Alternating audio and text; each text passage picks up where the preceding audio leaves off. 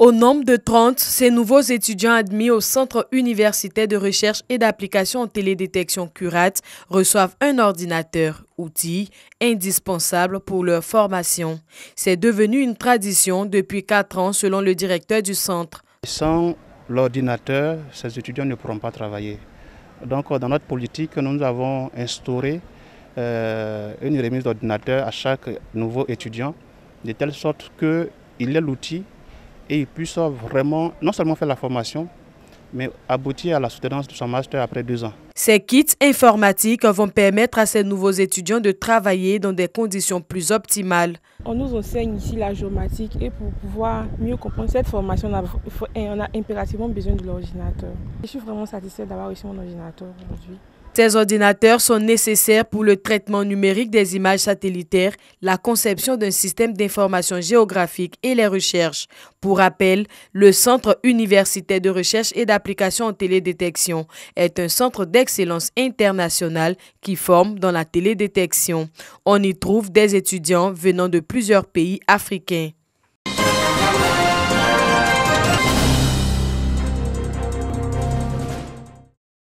Dans la lutte contre le travail des enfants, les inspecteurs et médecins inspecteurs du travail ont un rôle fondamental à jouer afin de contribuer à la disparition de ce fléau, d'où cette formation à leur attention.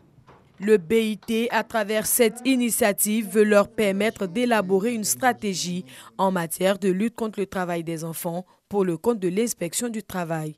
Donc cette formation, elle est vraiment pour but de renforcer leurs capacités et leur capacité aussi de détermination d'une stratégie d'action et d'intervention dans le secteur cacao afin de contribuer à cet engagement national du gouvernement et de la Première Dame pour la réduction et la disparition du travail des enfants en Côte d'Ivoire.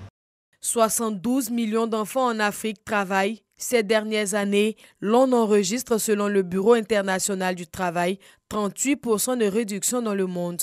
La Côte d'Ivoire fait des efforts continus pour lutter contre ce phénomène. Le gouvernement, à travers le Comité national de surveillance des actions de lutte contre la traite, l'exploitation et le travail des enfants, se réjouit des progrès réalisés par le pays et encourage l'initiative. Il convient de privilégier les actions de terrain à impact direct et rapide et renforcer les capacités opérationnelles des relais locaux pour des activités de proximité. Pour le ministère de l'Emploi et de la Protection sociale, cette activité qui devrait aboutir à une stratégie de lutte contre le travail des enfants est à saluer.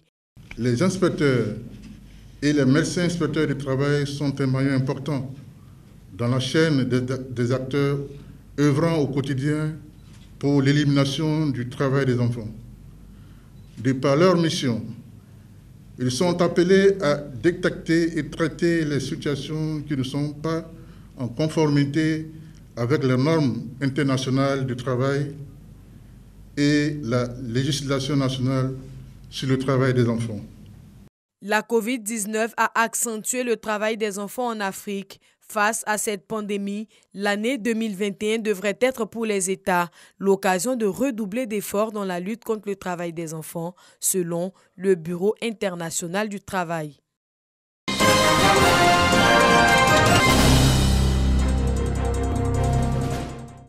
Remise des clés du siège du Conseil supérieur des imams de Côte d'Ivoire, COSIM, Bouaké, section 3. La grande mosquée du quartier zone industrielle abrite l'édifice religieux qui servira de cadre aux imams du COSIM, Bouaké, section 3.